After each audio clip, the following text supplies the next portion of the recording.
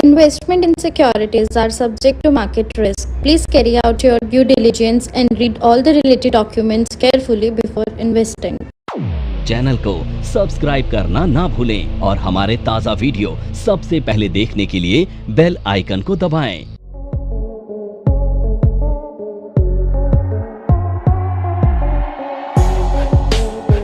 अब देखिए, ये जो शॉर्ट स्ट्रैंगल स्ट्रेटेजी है ना, ये सेलिंग की स्ट्रेटेजी है। और यहां पर सेलिंग की स्ट्रेटेजी का मतलब होता है कि हमारा जो लॉस होगा वो हमेशा अनलिमिटेड होगा। ठीक है, तो जब भी आप अनलिमिटेड लॉस के साथ कोई स्ट्रेटेजी बना रहे हैं और स्पेशली शॉर्ट साइड बना रहे हैं, तो आप इस चीज का ध्यान रखेंगे कि ये ऐसे माहौल में बनानी है जब कोई मेजर न्यूज मार्केट में ना आने वाली हो। क्योंकि मेजर न्यूज मार्केट में अगर आती है और उस समय मार्केट साइडवेज होता है, तो ध्यान रखना न्यूज के बाद एक हाई वॉलेटिलिटी हो जाती है, तो वहां पे अनलिमिटेड रिस्क हो सकता है। तो डिस्क्लेमर ये है कि ये स्ट्रेटेजी ऐसे टाइम पर नहीं बनानी जब मार्केट में कोई न्यूज आने वाली हो। ठीक है, तो ये इस चीज के लिए बहुत इंपॉर्टेंट है। और दूसरी चीज, जब किसी कंपनी का रिजल्ट आ रहा है तो नहीं बनानी है। ठीक है, जब मार्केट में कोई इंपॉर्टेंट डेटा आ रहा है तब नहीं बनानी है, कोई न्यूज है तब नहीं बनानी है, क्योंकि उस समय पे हाई वॉलेटिलिटी हो सकती है। अब ये बनाने के लिए हम क्या करेंगे, सेम वे। हमें लगता है कि मार्केट या तो 100 पॉइंट नीचे जाएगी या 100 पॉइंट ऊपर जाएगी। ये रेंज हमने डिसाइड कर ली है। अब ये जो रेंज हमने डिसाइड की है ना, वो ऑप्शन चेन देखकर भी की जा सकती है, मार्केट बिहेवियर देखकर भी की जा सकती है। ठीक है, और जो मार्केट में कोई डेटा ही नहीं है, कोई न्यूज ही नहीं आ रही है, तब भी इन माहौल में भी की जा सकती है। तो इसके लिए माहौल बड़ा सर्टेन है। अब अगर ऐसा होता है तो मैं क्या करूंगा, मैं ये ऊपर वाली रेंज को डिफाइन कर चुका हूं और ये नीचे वाली रेंज को डिफाइन कर चुका हूं, तो बस यहीं पर कॉल और पुट बेच दूंगा। तो क्या करूंगा, सबसे पहले एक ओटीएम कॉल को शॉर्ट कर दूंगा और यहां पर जो स्ट्राइक होगी ओटीएम कॉल की, वो होगी जो मेरी ऊपर वाली रेंज है 20,100, और इसका जो प्रीमियम है 25 रुपए में अज्यूम कर लेता हूं। ये 25 रुपए का प्रीमियम मिला जो मैंने रिसीव कर लिया। ध्यान रखिएगा, जब मैं शॉर्ट करता हूं तो मुझे प्रीमियम रिसीव होता है, जब मैं बाय करता हूं तो प्रीमियम पे करता हूं। अब यहां पे मेरा व्यू क्या हो गया, बेरिश, क्योंकि मैंने कॉल सेल करी है ना, तो यहां मेरा व्यू बेरिश हो गया। ठीक है, अब दूसरी तरफ मैं यहां पर ओटीएम पुट को सेल कर दूंगा और जो स्ट्राइक लूंगा वो भी सेम वे, हाइपोथेटिकली मान रहे हैं 25 रुपए का भी यहां प्रीमियम था जो मैंने रिसीव कर लिया। ठीक है, अब 100 पॉइंट मार्केट ऊपर और 100 पॉइंट नीचे, ये 200 पॉइंट की रेंज में डिफाइन कर चुका हूं। यहां पर मैंने प्रीमियम कितना रिसीव किया है, 50 रुपए। तो ये जो मेरा 50 रुपए का प्रीमियम रिसीव हुआ है ना, मेरा मैक्सिमम प्रॉफिट भी यही होगा। ध्यान रखना, देखो जब आप शॉर्ट करते हो ना, तो वहां प्रॉफिट भी डिफाइन होता है और रिस्क अनलिमिटेड हो जाता है। तो यहां पे मेरा रिस्क क्या है, अनलिमिटेड। नमस्कार दोस्तों, क्या आप स्टॉक मार्केट में शुरुआत करने का सोच रहे हैं और क्या आपको यह समझ में नहीं आ रहा है कि आपकी शुरुआत कहां से होनी चाहिए, तो मैं आपको एक ऐसा कोर्स सजेस्ट करने जा रहा हूं जो आपकी लाइफ चेंज कर सकता है। और मैं बात कर रहा हूं NIFM का advance level of smart investor course की, जो आपकी लाइफ चेंज कर सकता है। जी हां, आपने सही सुना, NIFM आपके लिए लेके आया है एक ऐसा शानदार कोर्स जो आपको बताएगा कि किस तरह से आप स्टॉक मार्केट में सक्सेसफुली पैसा कमा सकते हैं। और ये कोर्स है advance level of smart investor. Advance level of smart investor course आपको हर छोटी से छोटी और बड़ी से बड़ी मार्केट की बारीकियों के बारे में जानकारी देता है, और ये सभी जानकारियां आपको इस मार्केट में पैसा कमाने में बहुत ज्यादा मददगार साबित होती हैं। तो इस कोर्स को करने के बाद आप मार्केट में सक्सेसफुल ट्रेडर और सक्सेसफुल इन्वेस्टर बन सकते हैं। अब देखो, लॉस मेरा अनलिमिटेड क्यों है, क्योंकि मैं ये जो स्ट्रेटेजी डिप्लॉय कर रहा हूं ये शॉर्ट साइड पे कर रहा हूं। अब यहां पे ब्रेक इवन निकाल लेते हैं हम, तो जो कॉल का ब्रेक इवन आएगा वो आएगा 20,150, 50 रुपए का प्रीमियम है ना, और पुट का जो प्रीमियम आएगा मेरा ब्रेक इवन का, वो आएगा 19,850। अब देखो, टेक्निकली आप देखो कि आपके पास 300 रुपए का एज है, नीचे और ऊपर मिला लोगे तो क्योंकि ये जो प्रीमियम है ना, ये आपको प्रोटेक्ट करता है। जितना आपने रिसीव कर लिया, ये 50 रुपए का प्रीमियम आपको प्रोटेक्शन दे रहा है, 50 रुपए की ऊपर और नीचे। तो अब बेस्ट केस सिनेरियो पता है क्या है, कि अगर मार्केट इस रेंज में एक्सपायर हो जाएगा ना, इन 100-200 पॉइंट की रेंज में, तो ये 50 रुपए आपको मिल जाएंगे। मजे की बात है। और अगर मार्केट इसके भी 50 रुपए नीचे चला गया ना, तो भी लॉस नहीं होगा। पर अगर ब्रेक इवन के नीचे या ऊपर चला गया, लॉस शुरू हो जाएगा। यानी यहां पर लॉस केवल तब होगा जब वॉलेटिलिटी बढ़ जाएगी, 100 से बढ़कर 150 हो जाएगी और उसके भी ऊपर चली जाएगी। 150 तक भी बचाव है आपका, 150 के ऊपर नहीं जाने। तो यहां पर रिस्क क्या है इस स्ट्रैटेजी में, हाई वॉलेटिलिटी नहीं आनी चाहिए। वॉलेटिलिटी हाई होते ही क्या हो जाएगा, लॉस हो जाएगा।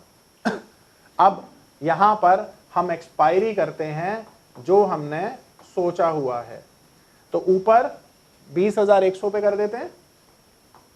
20,100 पे हमने एक्सपायरी कर दी। तो यहां पे अगेन जो हमारा फॉर्मूला था, स्पॉट माइनस स्ट्राइक, ठीक है। अब हम सेलर हैं तो हम चाहते हैं प्रीमियम 0 हो। पहले हम बायर थे तो चाहते थे प्रीमियम मल्टीप्लाई हो, पर यहां पे हम चाहते हैं ये दोनों प्रीमियम 0 हो जाएं, क्योंकि हमारा प्रॉफिट तभी होगा, राइट। तो स्पॉट में क्या प्राइस है, 20,100, और हमारा स्ट्राइक क्या है, 20,100।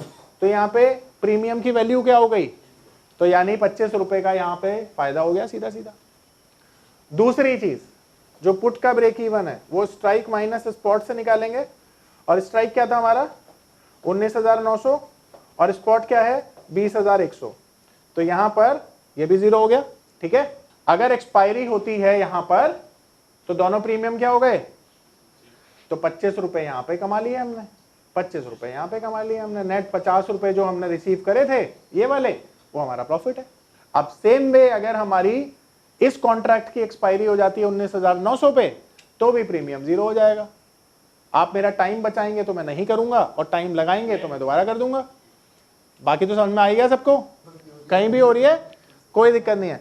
मतलब आप समझो इस 200 पॉइंट की रेंज में कहीं भी मार्केट चली जाए, आपका पैसा बन जाएगा, 50 रुपए आपको मिल जाएंगे। ये पावर ऑफ नंबर थ्योरी इतनी बेहतरीन थ्योरी है कि इसे करने के बाद आप एक अलग अनुभव करेंगे और आपको लगेगा कि शायद इसी चीज की आपको तलाश थी। बहुत सालों की ट्रेडिंग के बाद, इन्वेस्टिंग के बाद आपको शायद ऐसे प्रोडक्ट की जरूरत थी जो मार्केट में आपको वो कॉन्फिडेंस दे पाए, जिस कॉन्फिडेंस के साथ आप रोज पैसा कमा पाए और जितना आप चाहें उतना पैसा कमा पाए।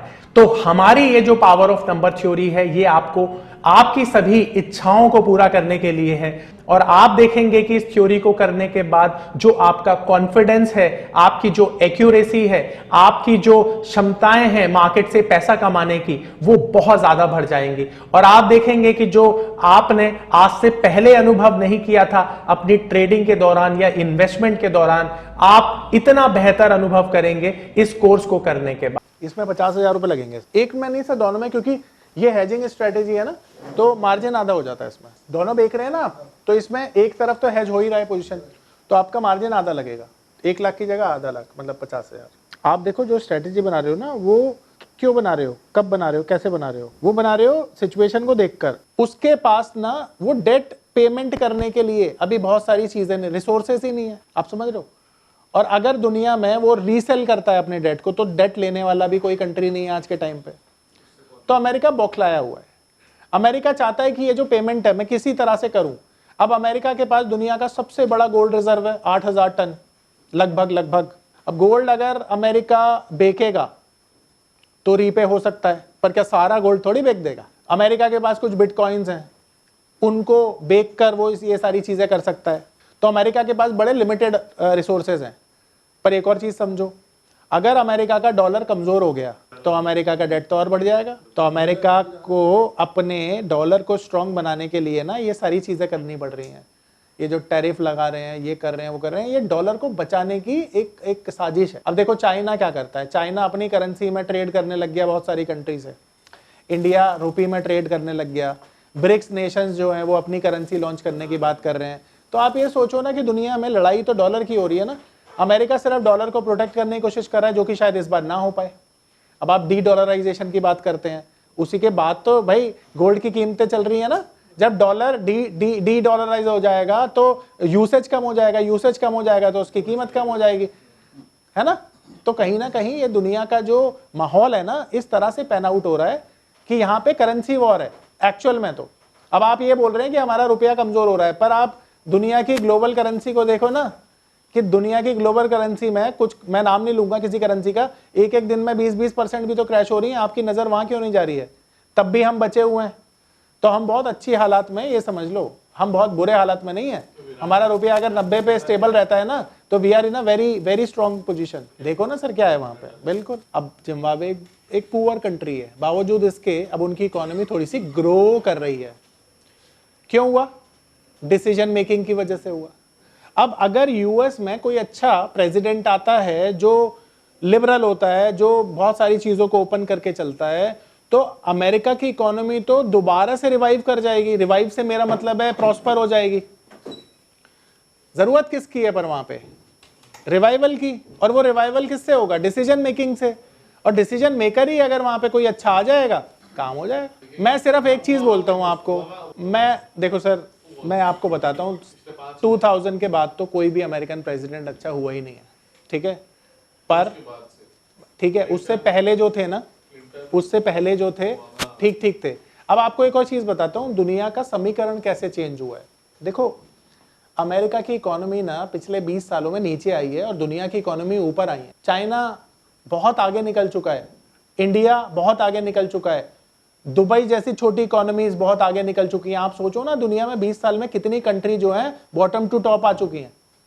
अब यहां पर क्या है ना कि आप अपनी लाइन लंबी नहीं कर पाए, दूसरों को छोटा करना चाह रहे हैं आप, और दूसरे की लाइन अपने आप लंबी हो रही है उनके कामों से।